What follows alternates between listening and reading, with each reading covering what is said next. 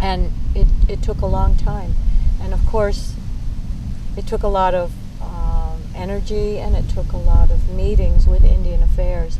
We don't know exactly what route we're going to take once something gets established, but the main thing is to get the input from the community, from the committees. We do plan on meeting with the education people, the schools. We'd like to go in in smaller groups to the survival school and get their ideas, the teachers, the elders.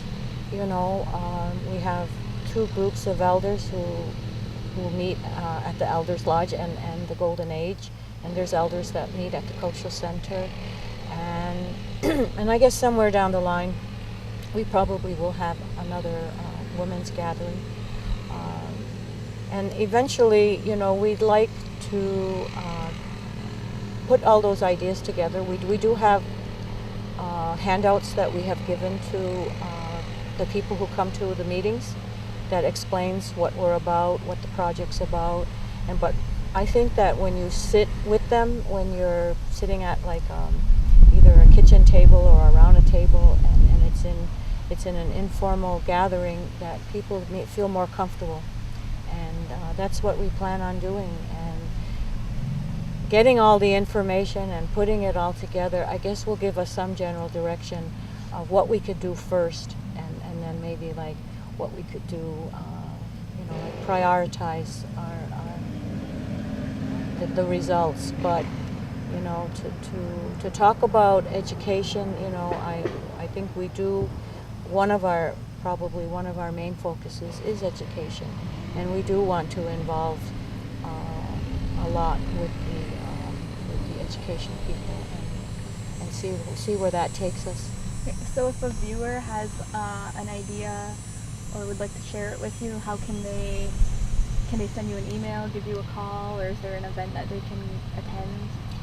Well, we're not planning an event lately, but I guess I'm like the appointed secretary, so taking care of the correspondence and the filing, because that's what I did when I was on the school committee.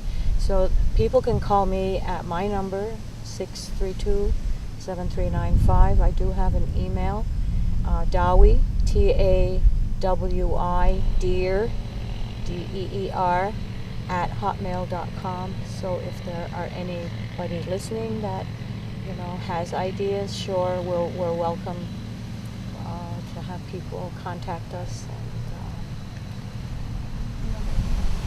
So the survival school land was acquired at a band meeting.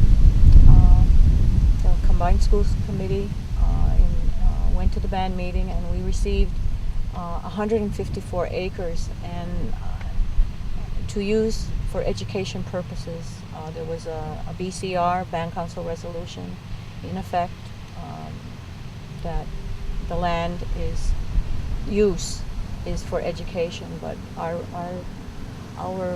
vision also incorporates, education, environment, and recreation, and all the other things that we've been talking about, and we'd like to think of it as everything coming together holistically. That's what we're known as Oklahoma people. That we're communal. We're all connected together, and that all these different organizations that we mentioned in this interview that would have usage of that site, and that we would share, and we would learn, and we would be educated, and not just our own people, but probably people from the outside that would want to come and find out who we are as Kahnawake. Well, I think the project is a good opportunity for us to tie in a lot of different parts of our community. When we're talking about the cultural center, when we look at what we have now in terms of a cultural center building, like the facilities. Obviously, we need to have a cultural center. We need to have a place for people to have their art, to have permanent exhibits, to have presentations. We have a lot of artists in the community, and some of the women that came to the gathering talked about that, talked about needing a place to learn, to teach, to have exhibits, and all of the things that the cultural center can do. And it's an opportunity for, in terms of recreation, maybe to have the people that are involved at the youth center to maybe develop some things that they can use, rather than going outside of the community and having to, have part of their budget go somewhere else. Maybe there's things that can be developed at the survival school site for education. And of course the environment.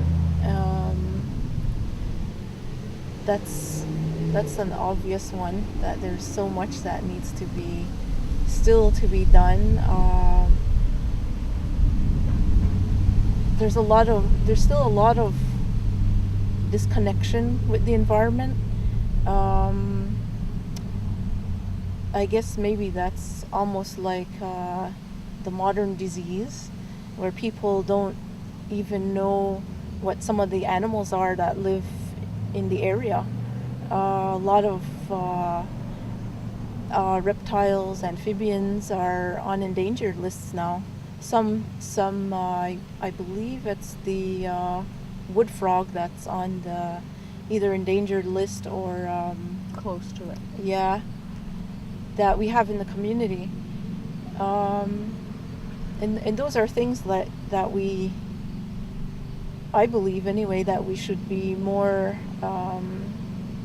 in tune with, just not just the animals but the plants, and the whole idea of how do we sustain ourselves on this earth in a way that's not depleting it and using it, but is more of a natural give and take.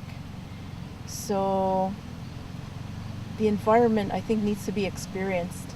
We can talk about it, we can look at books, but there's nothing that comes close to being able to walk and experience plants and animals, and to see what plant this is, what does it do, when does it grow, when does it flower, and to know it intimately. What's the name of this plant?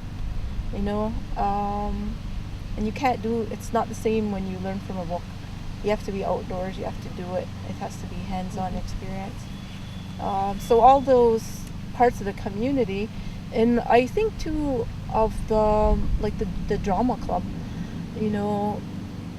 what kind of facilities do they want, and is that something that can be tied in, so they could have a regular theater?